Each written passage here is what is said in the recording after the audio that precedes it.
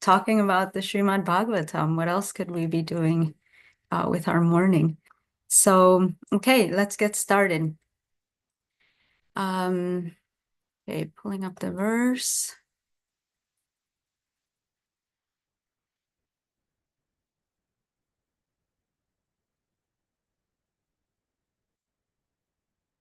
Just want to share the verses with everyone. Okay, so today, reading from Srimad Bhagavatam, Canto 10, chapter 85, text 57 to 59. So we're closing out this chapter. Om Namo Bhagavate Vasudevaya. Om Namo Bhagavate Vasudevaya. Om Namo Bhagavate Vasudevaya. Narayanam Namaskritya Naram Chaiva Narottamam Devim Saraswatim Yasam Tato Jayamudidayet Nashta Prayesa Bhadreshu Nitya Bhagavata Sevaya Bhagavati Utamashloke Bhaktir Bhavati Naishtiki. Before reciting the Srimad Bhagavatam, which is the very means of conquest, one should offer respectful obeisances unto the personality of Godhead Narayana, and to Nara Rishi, the supermost human being, unto Mother Saraswati, the goddess of learning, and unto Srila Vyasadeva, the author. By regular attendance in classes on the Bhagavatam and by rendering of service to the pure devotee, all that is troublesome to the heart is almost completely destroyed, and loving service unto the personality of Godhead, who is praised with transcendental songs, is established as an irrevocable fact. Okay, so today, so these first two, 57 and 58, do not have a purport. So I'll just read the English. Text 57, seeing her son return from death and then depart again, saintly Devaki was struck with wonder, O king. She concluded that this was all simply an illusion created by Krishna. 58, Sri Sutta Goswami said, oh, did I skip one? I did. No. 58, yes, I did. Sri Krishna, the Supreme Soul, the Lord of unlimited valor, performed countless pastimes just as amazing as this one, O descendant of Bharata. Text 59.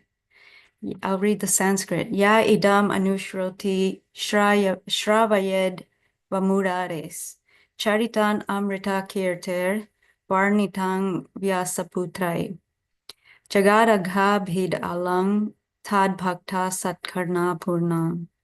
Bhagavati krita chito yati takshe madhama. Translation by disciples of A.C. Bhaktivedanta Swami Prabhupada.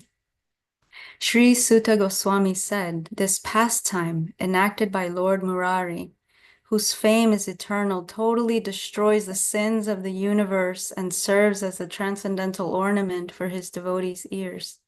Anyone who carefully hears or narrates this pastime as recounted by the venerable son of Vyasa will be able to fix his mind in meditation on the Supreme Lord and attain to the all-auspicious kingdom of God. Purport. According to Srila Sridhar Swami, hearing the wonderful events of Lord Krishna's life destroys sins in a matter that is perfect, alang, because it is easy. Anyone can easily participate in this hearing, and those who become devoted to Krishna always enjoy wearing on their ears the ornaments of topics concerning him.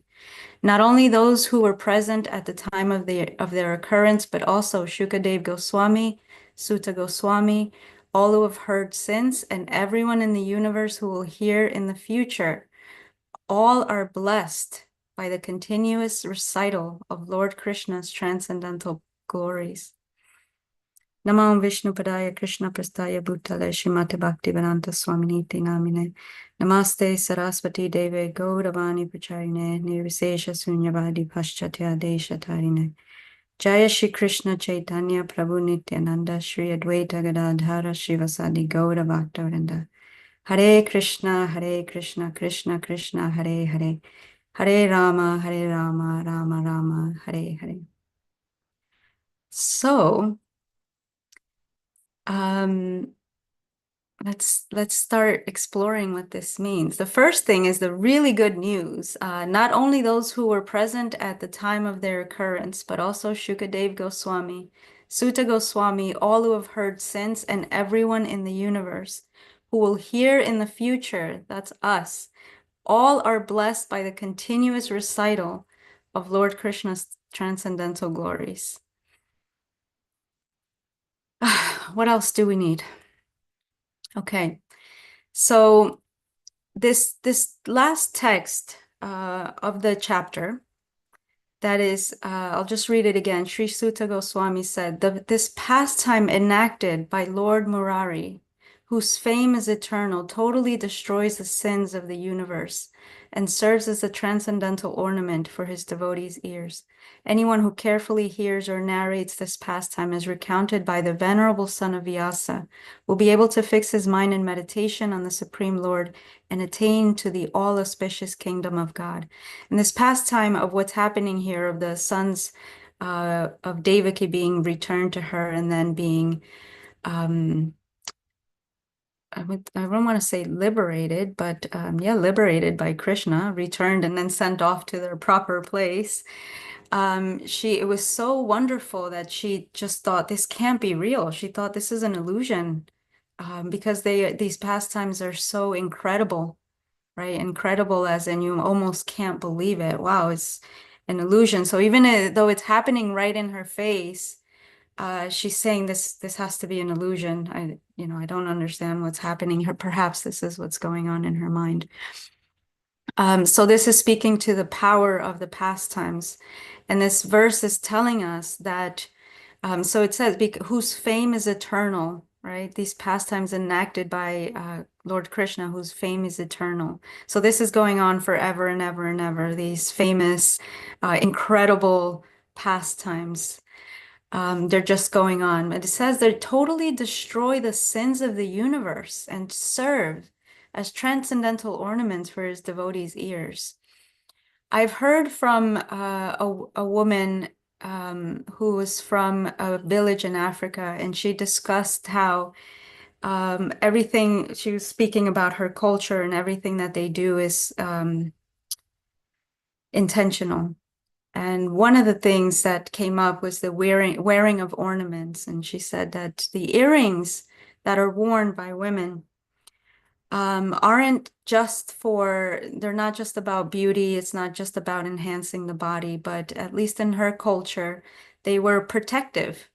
Actually, these sounds, this tinkling of the earrings, of the metal, or the different things materials that were used, were meant to protect in a sense. And I don't remember exactly if it was to keep certain negative things away. How it was described, we can describe it as like they may have been described as like spirits or energies or things, but nevertheless, it was a negativity and to keep it away.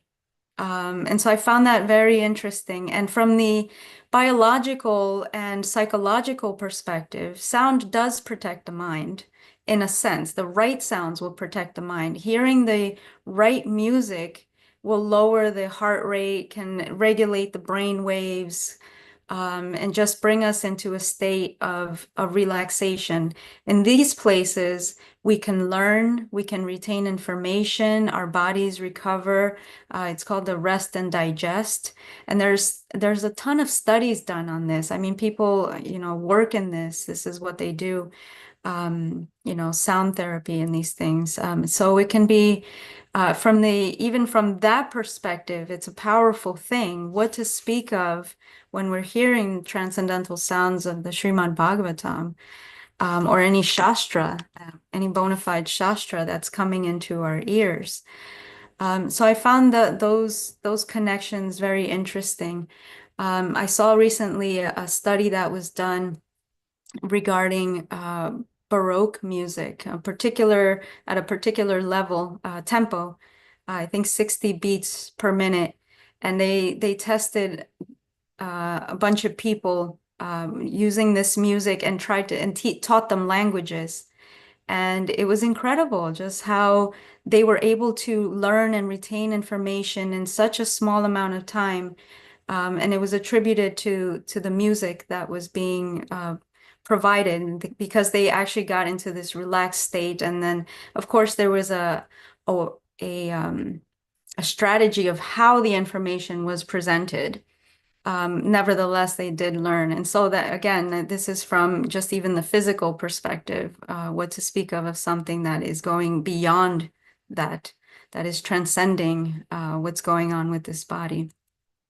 So the question is, how does it purify and what is the process of purification? I mean, that's what I wanted to know. How does this process work? Because this is what we understand, that this is purifying us. And it's completely appropriate to ask, well, how is this purifying us? So it's also speaking about aga, the word that's used as sins. If we look in Veda base, the way that this word is used is sins, suffering, material contamination. If we look in the dictionary, aga is bad, dangerous, impure, evil, and also pain and suffering. And so now we're understanding what it is that it's attending to, right? When it says here, aga, the word sins, and what it actually means. And then what does it mean to purify? And so when we're hearing, the idea is that it's also not a passive hearing, it's a powerful engagement with the Srimad Bhagavatam, with the personalities in the Srimad Bhagavatam, and with the wisdom that is actually being imparted. So I don't know if we hear and just listen and don't do anything, does it purify as the same as if we actually have an active engagement with this? Because when we're here, like for example, and those of you who are parents, or all of us who have parents, and they'll say, they'll tell you something, give you some instruction, and they'll say, "Are you listening?" Well, they know you heard them, but what they really want to know is, do you understand what I'm saying to you? And by extension, are you going to do something different? That's what they mean when they say, "Are you listening to me?" And so what does this mean? It means that to hear properly means that we're learning. And learning can be defined as actually changing our behavior. Because I can hear this all day, and yes, it's purifying me on a level I don't fully understand how that is. If I don't engage with it, is it purifying me? I'm not saying it's not. I'm asking the question, how is it purifying me if I don't take an active participation in what I'm hearing? But at least for the purposes of this, we'll say, okay, we'll engage with it. We're hearing, and we're learning. We're changing our behavior.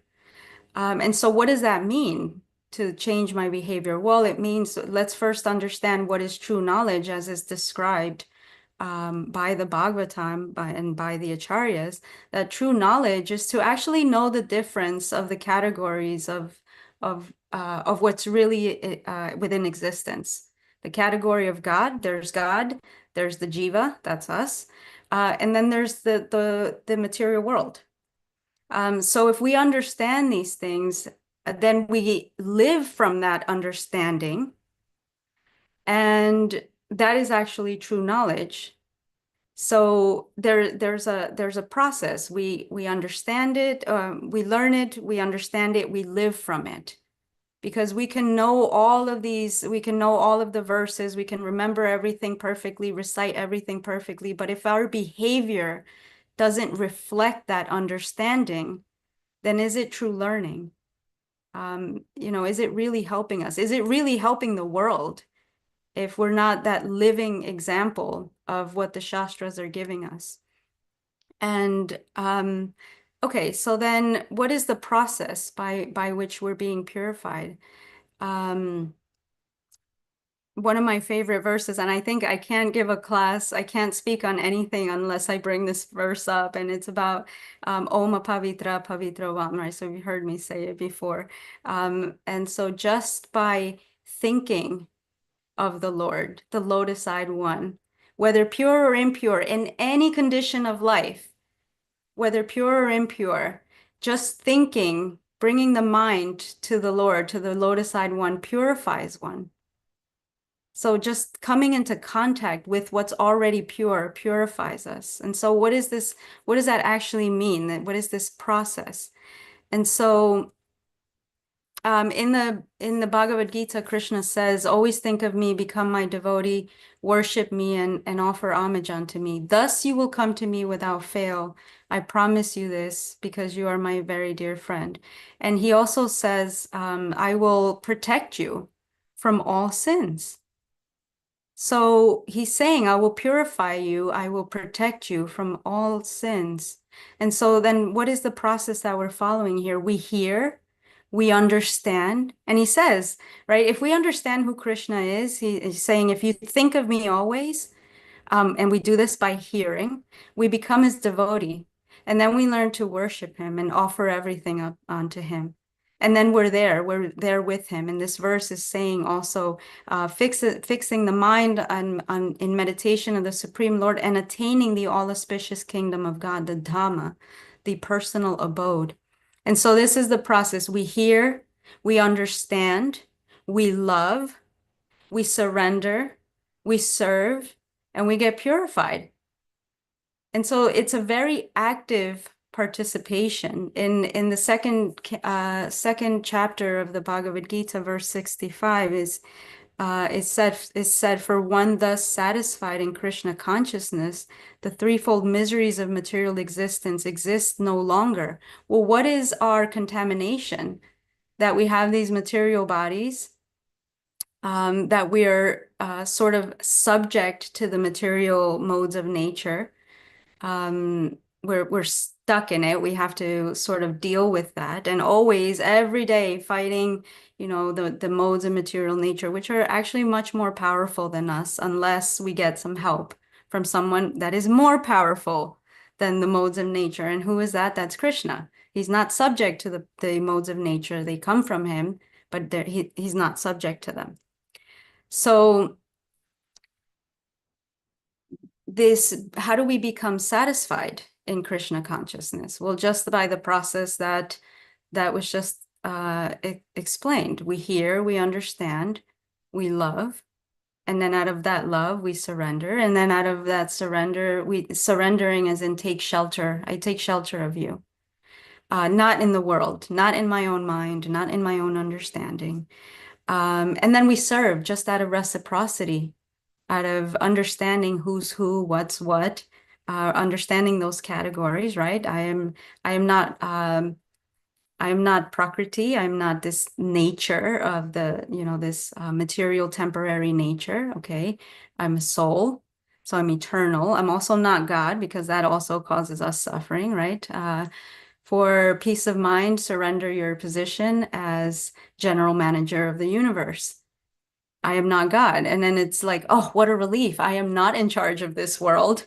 No wonder I was miserable, because I was trying to be in charge of something that I just don't have the power to do. Okay, so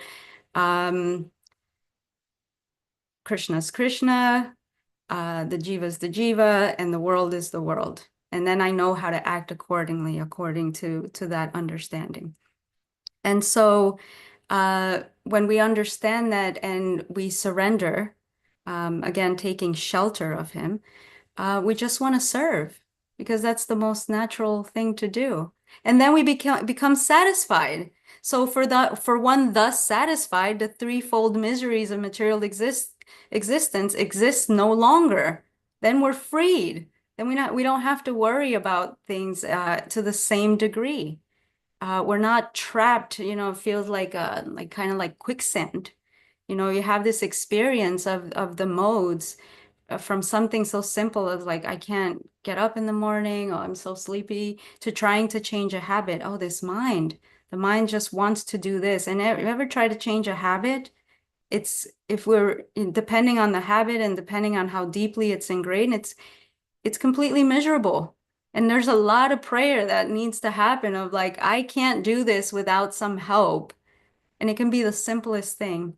Help me do this, help me not do that. Even the simplest ones can be so difficult. And so coming to this process actually will help us manage in a better way in this world. So the point here is that this hearing is participatory. It's not not a passive, I'm just gonna hear and then yes, I've done all my work, I have nothing to do now. Again, I'm not saying that just the hearing doesn't have some effect. I'm not making that claim because I don't know. I can't see those things. All I know is that when I engage with what I'm listening to and actually apply it, that is completely different. That then what I'm hearing has affected me in a completely different way. So my question to everyone here is, how has hearing affected you? What has happened to you? And I'm genuinely curious and want to know, what has happened to you from this hearing? How has your life changed? Because I'm saying these things, that's just my experience, my understanding. But if it's not a universal principle that it does change people's lives, then I need to rethink what I think I understand. So I'm genuinely curious.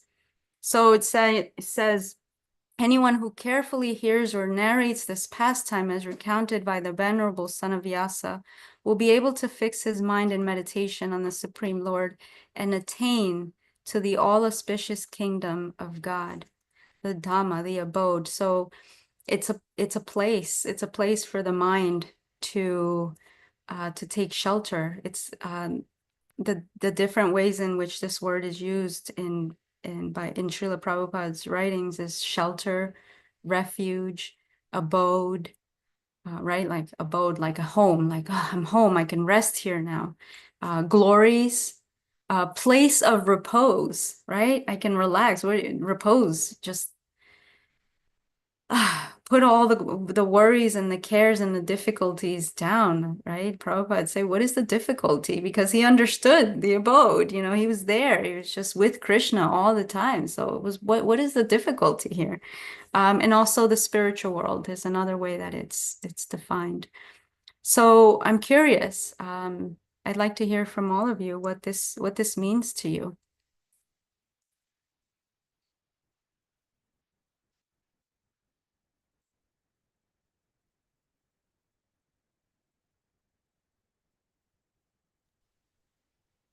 Hare Krishna, Lila. Hare Thank, Krishna. thank you for speaking on this topic. I find it very helpful when you speak. And as I was listening, I was thinking about, I think it was the spring of 22. I was in a Bhakti Center group, and you were the leader, and we were either reading the Sri Upanishad or maybe the Narada Bhakti Sutras. And it's just coincidental that you're asking about how this listening has affected us. Um, in um, maybe it was 2021. Wow, it's been a long time. In any case, I think that the listening part is both the texts themselves, but also the devotees that speak them and offer their time to speak them, and that maybe it's too much to call it sacrifice, but it is that sacrifice or that offering is the inspiration and the the catalyst for faith.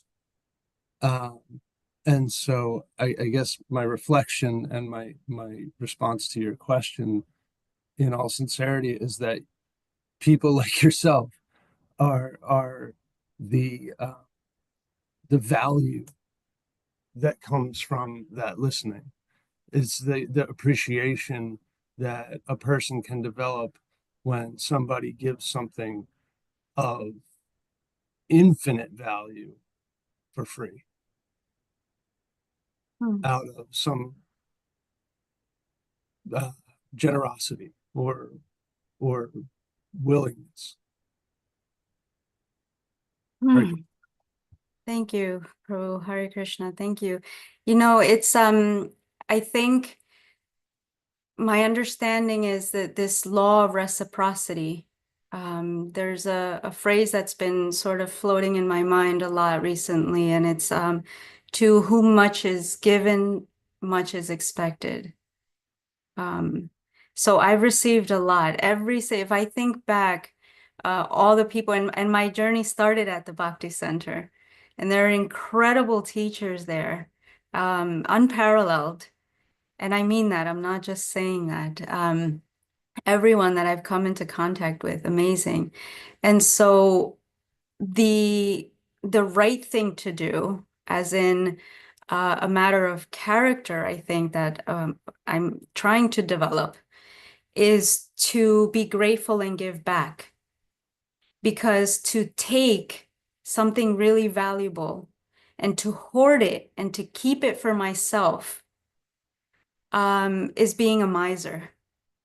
And yes, I just, it's difficult to, live in this world. There's so many difficulties, and our time is limited, and our minds and our bodies are limited.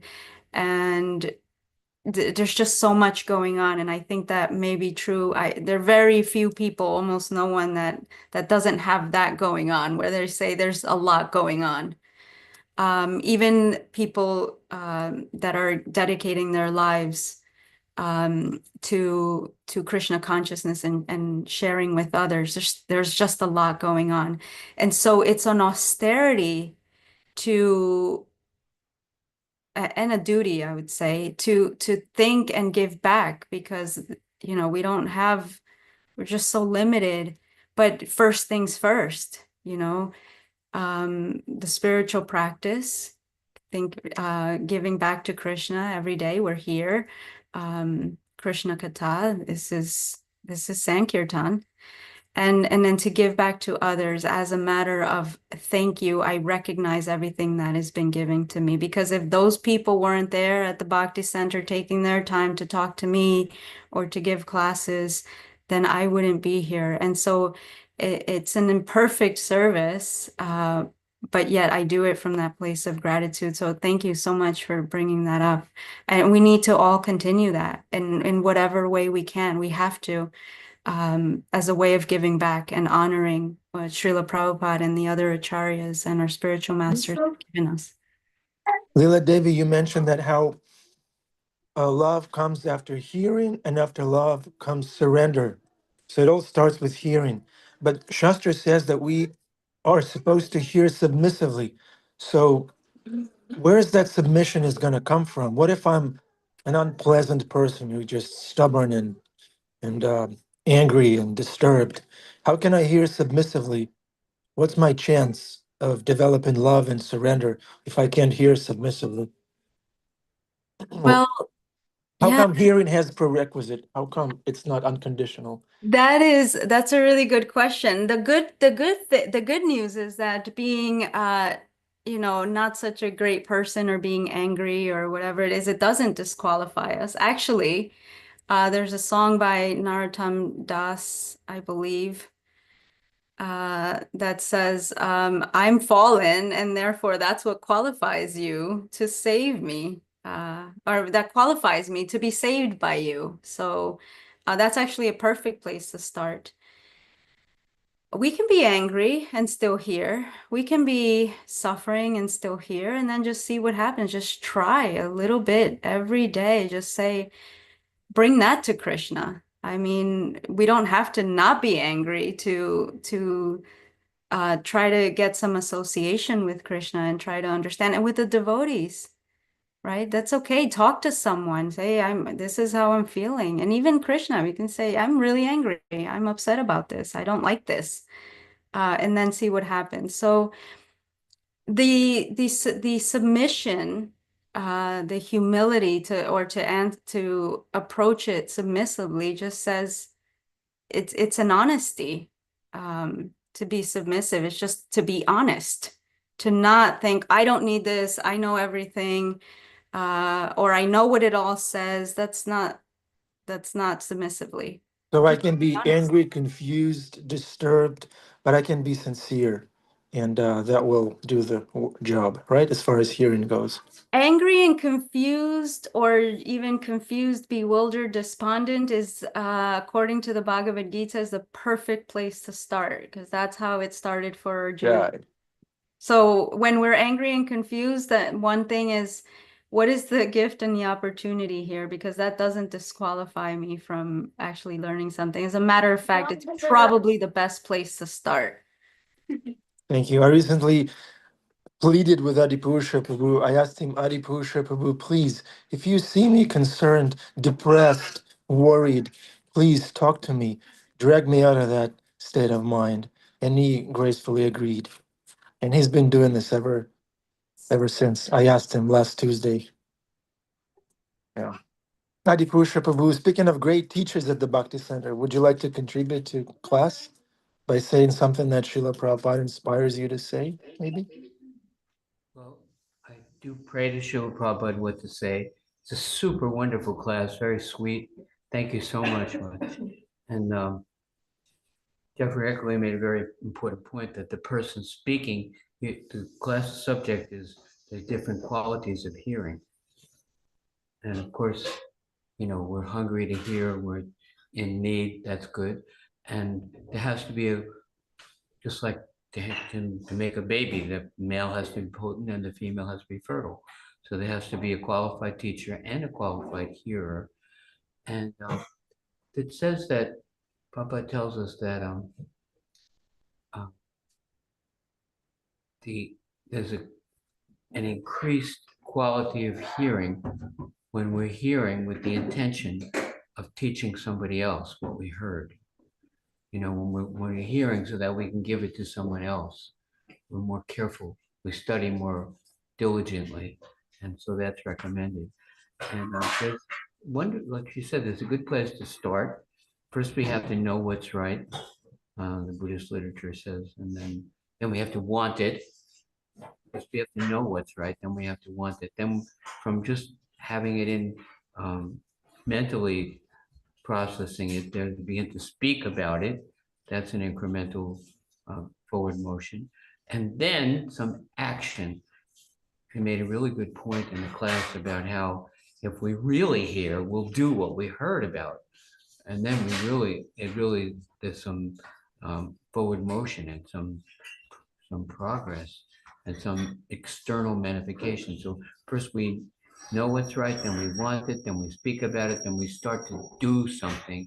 And then that beginning stage of doing a little sadhana, engaging in a little service, that's good. But then there comes an increase where it becomes our livelihood, right? Livelihood means that it becomes the way that we maintain ourselves is connected to pushing on Lord Chaitanya's movement, that it becomes it becomes our occupation. When we become not just a person favorable to Krishna consciousness, but by that faith, faith comes by hearing, we actually go deeper and deeper and become absorbed every second. And recently, Vihar had to go to an interview, and we've had a lot of experiences where there were authorities telling us we can't distribute literature here, or it's soliciting, and then sometimes our way of responding to the person arresting us is to be intimidated. But when Prabhupada says, tell everyone, then you see even a person who's coming in an aggressive and antagonistic way, oh, let me speak to this person. This interview is not about what he thinks it's about. This interview is about a devotee meeting a person who has no faith and sharing what we've heard from spiritual master. But they see that you're untouched. I was watching one time, the very first time I was doing distribution, we were in Atlanta with Nityo, and I was in this parking lot of Piggly Wiggly. They had a store. They have a supermarket called Piggly Wiggly. And the parking lot sloped uphill from the store. So the manager in the store could see me out there just giving literature. And he came bursting out of the store. And from like 100 yards away, I could feel the way that door opened. And he came charging up like a bull, you know. And I was like, oh man, I'm out of here. I was ready to go. And Nityo just stood there. And the guy came up and he said, how are you, sir? And he goes, you can't do this here. He goes, yeah, listen, this is actually something wonderful. This is Lord Chaitanya's movement. And it's perfectly authorized and wonderful. And we want to offer you this piece of literature. And it's because we care about you. And the guy was like, wait a minute, that's not what this conversation is about. And he just approached him just like anyone else, and just very calmly, unmoved, unthreatened, and just went on. The reason why this person is coming out here, he thinks he's coming out here to throw me out or call the police, but actually he's coming out here to hear about Lord Chaitanya and get a book, a Back to Godhead magazine. These are different kinds of hearing. I think I got a little bit scrambled there, but thank you so much. Wonderful class. All glory to Srila Prabhupada. Thank you. Hare Krishna. Yeah, I love that. Weren't expecting to hear that. People aren't often expecting to hear just something so wonderful that we actually care about people because someone has cared about us. And that's a wonderful thing. That's how we do it. Thank you for sharing that. Yeah, anybody else? If they should go to the pejorative. Put this back on the wall. Sundarananda Ji's here. Sundarananda? We can't hear you. You have all these devices, but we can't hear you. Is this better or no? Yeah, we can Yeah, hear we you can now. hear you. Sundar Nanda Prabhu, Hare Krishna. So nice to see Lila you. Devi, excellent to see you too. I just wanted to comment, like Adi Purush Prabhu is the only one who can say that and get away with it, that, we're authorized by Lord Chaitanya. So there you go. That's the rule. So please step aside, sir. Just felt that was good. Powerful. That's how you do it, ladies and gentlemen. That's how you do it. Yeah, we're all authorized, but Adipurusha Prabhu is the only one who can openly claim it and get away with it. I was thinking when you asked the question first, you were just saying, are these devotees here just like not really listening, and are they going to still get benefit? Yeah. I asked for everyone's benefit. Yes. I was like, maybe I'm still getting benefit, even though I'm like thinking I have to take the car to the mechanic today. Anyway, thank you so much. Of course, it's like the message of the Gita, you keep it alive, to have it live within ourselves. We have to give it away. And it's so blissful. It's like so nourishing. Adi Purush is there serving all this prasadam. It's like nourishes you on such a level, then you don't even need to eat it, It's like, so that's the whole beauty of sharing Bhagavatam, Bhagavan. Yeah, and I do wonder though if I'm getting some benefit just by coming, even if I'm spacing out in the morning. Oh, absolutely. Absolutely. Just showing up is that's it too. That's the battle. Yeah, and we shouldn't we shouldn't sort of minimize that. That wasn't my intention to minimize, if I like spaced out or, because showing up is the thing. That's what we're doing. And it's the continuous, right? Those prayers that we chant at the beginning, it's by continuously showing up. And that's how we chant our japa. Yes, of course. the mind's trying to distract, but it's by continuously trying to hear, continuous. And then one day, I've had this experience recently,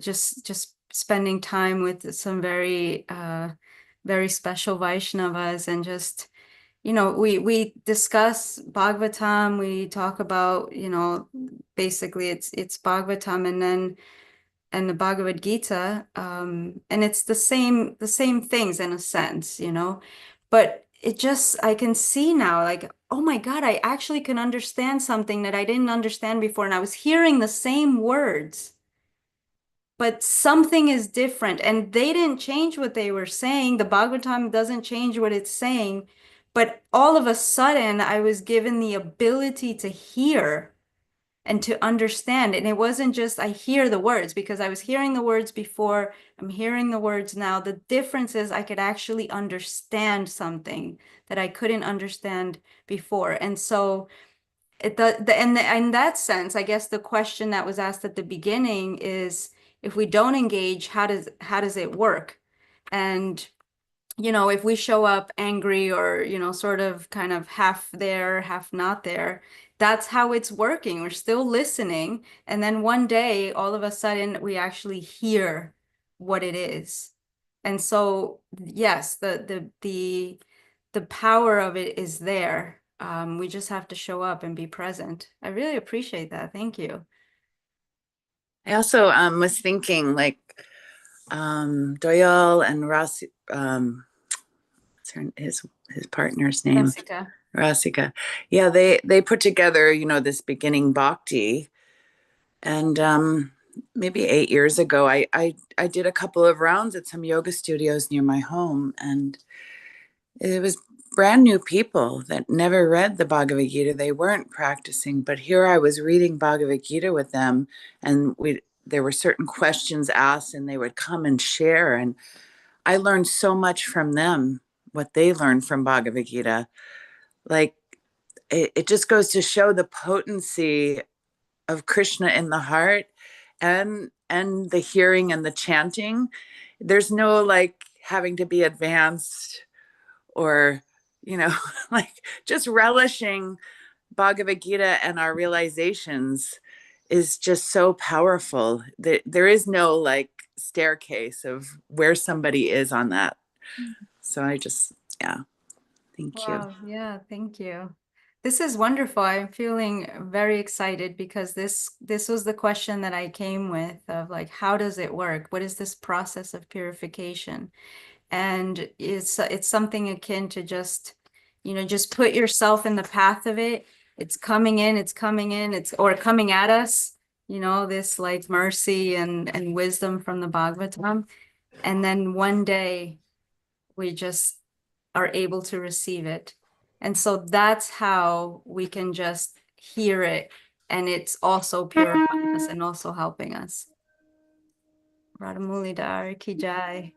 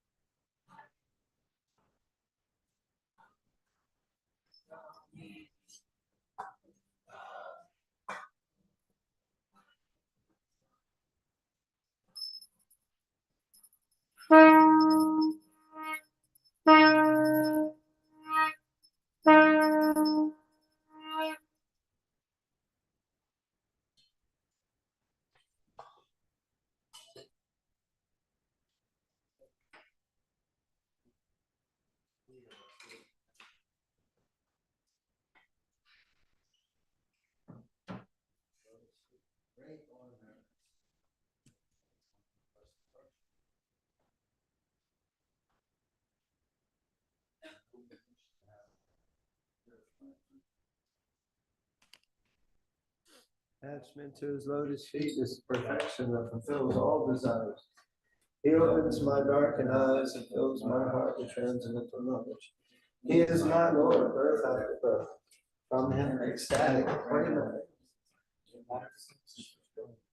Reading scriptures, singing his character.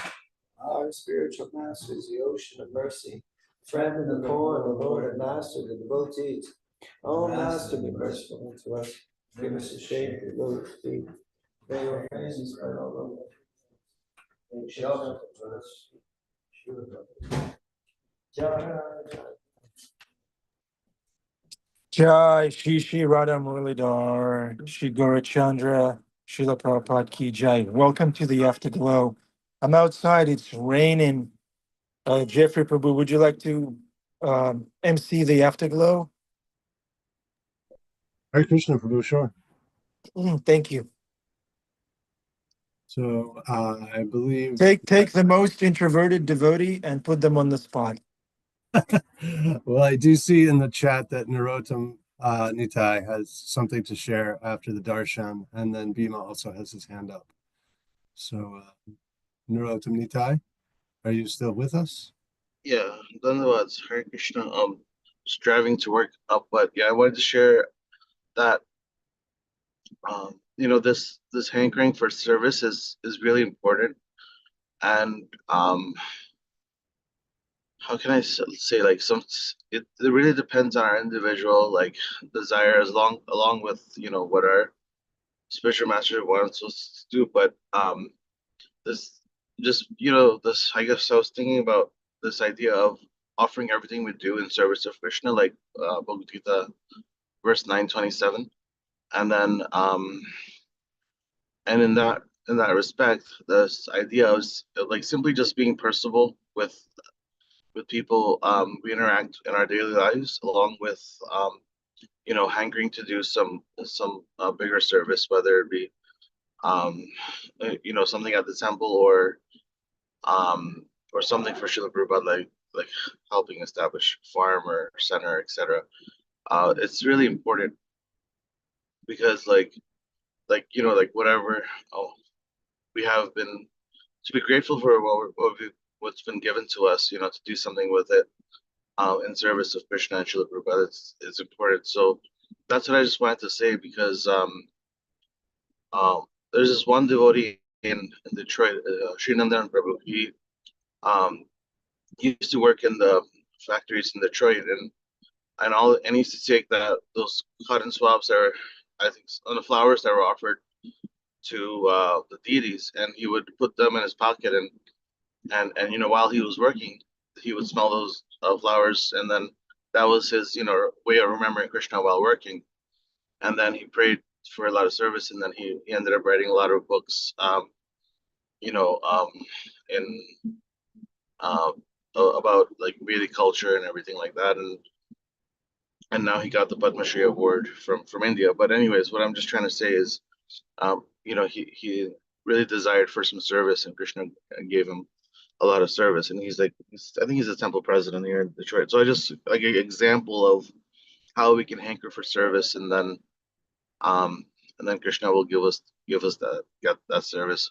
Not every well, ideally we should all be like Harinam Sankirtan devotees, but for those of us that are not fully there, we can do something like that. That's what I wanted to share. That's it. Very cool. Jeffrey, is it okay if I just comment on that? Oh, please, please. Yes.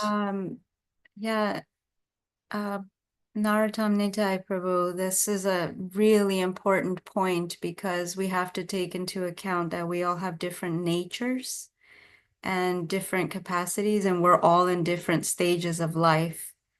And so the good thing is that this devotional service, it's not a cookie cutter type of thing, where everyone be exactly like this and do exactly these things and exactly this way, because it's meant to come, it's an offering of love.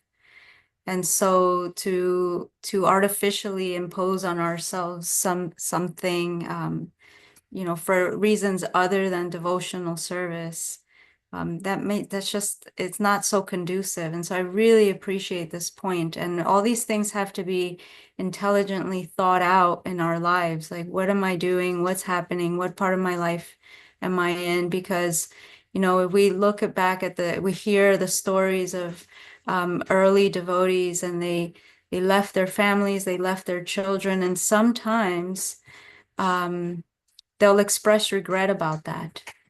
And so, they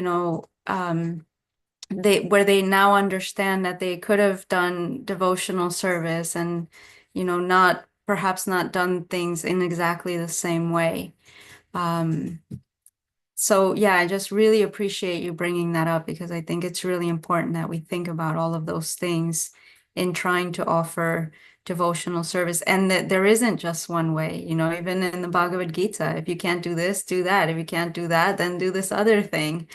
But always Krishna in the center. And so the ways in which we can serve are varied and almost endless. I mean, everything that we can give will be accepted. But I really, really liked your point about really nurturing that desire to serve. And then the answer, the ability, the way how to do it will become clear with time. And that perseverance of like, I want to do something.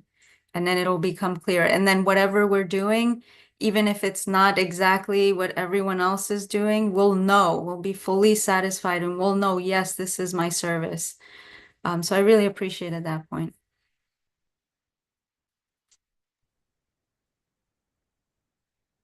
Hare Krishna. Bhima Prabhu, you have your hand up? Are you there? Haribol. Hare Haribol Lila. Hare Krishna, Bhima Prabhu. Hare Krishna.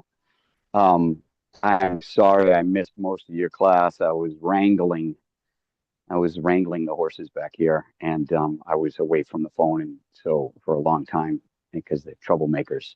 Um, but I did want to say that when someone like yourself gives a class like this, speaking from the heart, not so much just throwing Shastra, which is all right for those who want to catch Shastra, but some of us speak from or speak from personal experience and have a certain way, certain. I think that the key word these days is called aura, right? A vibe that somebody has, and I think that's the most important thing that we can have in the Sankirtan movement. That it's going to be hard to get people to get around us to chant and dance in front of Krishna if we ourselves are not loving enough and not open enough and not possessing of that aura, which is of course given to us by Krishna, that effulgence. And it's not necessary that we should all strive to be wrapped in saffron with shaved shiny heads and dancing up and down on street corners. This is a wonderful, beautiful offering, like throwing a garden in the middle of a city. You know, all of a sudden you see flowers, especially with the Matajis when they're dressed very beautifully, like the Russian Matajis.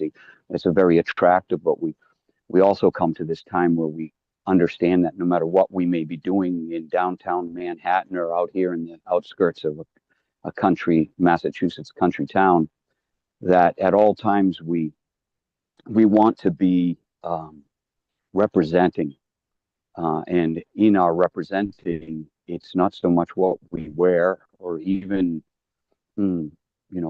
propagating or preaching, but who we are, whether we're open, loving.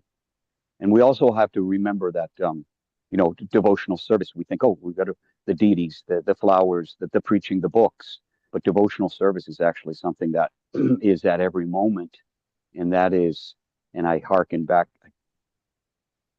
can't remember who was just speaking because I wasn't near the phone, but about taking a Bhagavad Gita class with new people, how these new people had these questions. And I don't know what, it just popped up in me. It reminded me of, and that those new questions and that excitement, enthusiasm, and wonder that new bhaktas have with the Gita and transcendental knowledge reminds us of the wonder and enthusiasm we may have once had. That excitement to learn that God's your friend, that excitement to learn that God is a kid who runs in fields of green and takes care of animals. And this goes on forever and it always increases. That when we first come into it, where it's like having a child and getting down and playing Legos or going on a hike and living through that child, living the excitement of the wonder of the world and the miracle that everything is that Krishna has given us through the eyes of a child. By proxy, we enjoy life again, once again, fresh. So obviously, when we hear somebody who's excited about devotional service or Krishna, we ourselves are reminded of that excitement or wonder, which may have has become dulled through the years, and we may have become a little bit complacent, or as Prabhupada said, comfortable with Maya. And I just, certain people when they speak, Lila, you're one of them. It endears the heart that the nectar is reminded to us from other devotees who are secure and have alleviated doubts in their lives and who are now sincerely pursuing knowledge of Krishna and knowledge of how to spread Krishna consciousness to others. But we should all remember, and I have to do this on a consistent basis because I am kind of alone in it out here, that devotional service can be had at every moment, remembering that Smarnam, is that remembering? Smarnam is devotional service. And if you're leaning down and looking at these buttercups here, right, and you see them for what they truly are, you're remembering Krishna. And that's devotional service too. And that's always offered to us at every moment, at every day. in every situation a chance to serve Krishna. Thank you very much for giving class today. Hare Krishna. Hi, Bhima Prabhu. Oh, Hare Krishna. I love this. What you said, devotional services at every moment. This is, yes, thank you for that reminder. And yes, the remembering Krishna, it's not just a type of service, it's the thing. All rules and regulations are meant to remind us of the only two rules, and that is always remember Krishna, never forget Krishna. That's it. Everything and all the hearing is so that we can constantly remember and remember, oh, this is the love of my life. This is what I'm meant to be doing. And we can, what you're saying about coming in contact with people, then it's because they share that transcendental bliss, right? Not the bliss of this world. That the bliss of this material world is actually ignorance. If anyone's just blissful and they're kind of oblivious to what we talked about, that true knowledge of knowing who's who and what's what, that's ignorance. But the bliss of a devotee is completely different. It changes our hearts, it opens our eyes, and it makes us want to hear. And that's the kind of bliss that we're striving for. I love what you said. Thank you so much. Just wonderful things. I'm grateful for all of you for your association.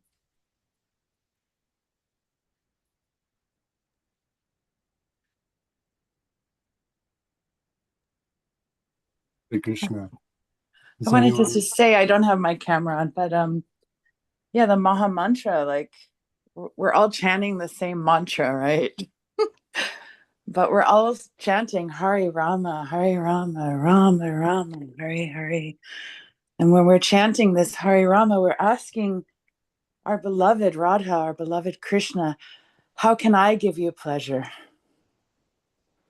So it's like we're asking for service. So even if, you know, one day we might think, oh, I don't want any more service, but we're still chanting Hare Rama.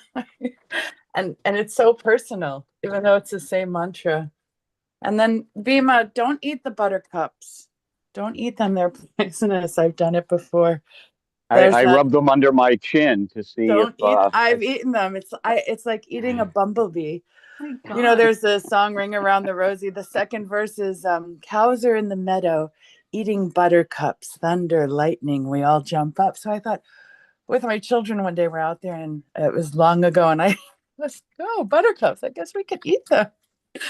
And I ate it, and I thought, oh, it's like a nasturtium, it's spicy. And then it went down my throat. It was like, oh, I've just swallowed a bumblebee. That's what it felt like. They're not for human consumption. Thanks for the warning. I get by with a little help from my friends. And Google. I usually Google anything that I'm gonna, make into a salad from my own fields. Dandelions are sweet. I eat them every day. Them and nettles every day in my smoothie. Yeah. Nettles. Thank you, Lila. It's not worth the pain. This is the wisdom of the day. Chant Hare Krishna and do not eat the buttercups. We have to, I always say this, and I have to, because I remind myself of it. Prabhupada said, chant and be happy. That's the other side of that, and be happy. A father, a parent or a father is very, very happy. He's served. There's no greater pleasure for the father than to see the child happy. Think about that. We all, I'm going to please Krishna. I'm going to do something and he's going to be pleased with it. But if we're not happy, he's not going to be pleased. If we're doing something because it's duty, of course, that's the beginning. That's called obeying. But if we do something and it makes us happy in Krishna's service, even the tears of Radharani, are tears of happiness, even in separation, because it's just intensity and yearning, etc. But that's beyond my pay grade. But as far as like just being happy, always just do the things that make you happy. If showing up to Sankirtan and chanting with Roy Ram in the parks makes you happy, which it does everyone, because we're all reminded of what this is all about. It's about chanting, dancing, and feasting. Oh, Krishna. Oh, my dog just almost got run over. I got him. Hold on. Got to save my old dog. He's not fast enough. Michael, stop it. Anyways, I'm happy out here in the fields. Can't wait to get to the fields of Kaloka some lifetime in the future. I think after Kalki comes, I think I'm allowed to go back home. Hare Krishna. Hare Krishna.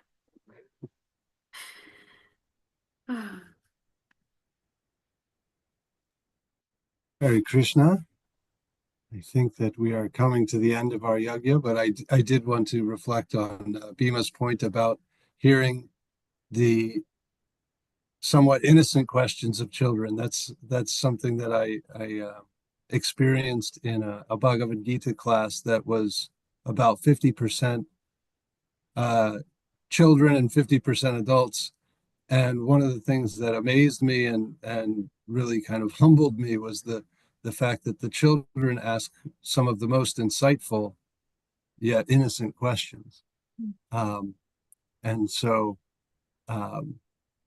sitting there thinking, oh, this is going to be a simplified version is the furthest from the truth when children begin to ask for insight. So thank you for reminding me of that, Bhima. I'll reflect on that through the day. If no one has any further questions, I'd like to hear the most joyful Hare Krishna from. I'll sit in the middle. Thank you, Prabhu. Thank you, Lila Devi. We are going on the road trip to New Vrindavan. See, we'll see Talagita, Karanji. This is Ram and Chimay Radha will be helping me with directions to the fields of New Vrindavan. Wahoo! Hare Krishna. Wish us Safe journey. safe. Thank you. Thank you. We needed that. We run on blessings of devotees. That's our fuel. Nice seeing Paula. Viva Peru. We saw Paula briefly. It was very nice. Thank you. Thank you. That's the inner chamber of Bhima Prabhu's farm, Lord Chaitanya's farm. Yeah. Hare Krishna. Thank you very Hare much. And Hare Krishna. Krishna. And be happy. Lila Devi Dasi Ki Jai. Srimad Bhagavatam Ki Jai. We need Mathura Nath Prabhu. Please unmute yourself and say Hare Krishna. Mathura Nath Prabhu. Hare Krishna. Sweet. Thank you.